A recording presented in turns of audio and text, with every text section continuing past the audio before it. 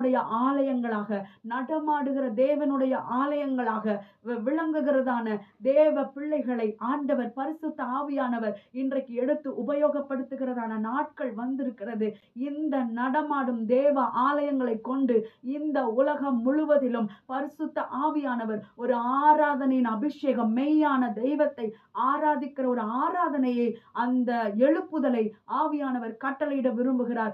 இன்றைக்கும் எப்படிப்பட்ட பிள்ளைகளை ஆண்டவர் தேடிக்கொண்டிருக்கிறார் என்றால், உண்மையான இருதயத்தோடு, முழு இருதயத்தோடு, முழு ஆத்துமாவோடு, முழு பலத்தோடு ஆண்டவரை ஆராதிக்கிற ஒரு சந்ததியை கர்த்தர் அவர் எழுப்பிக் கொண்டிருக்கிறார். ஒரு சந்ததி அவரை சேவிக்கும். அது ஆண்டவருடைய சந்ததி என்னப்படும் சொல்லப்பட்டிருக்கிறது அல்லவா?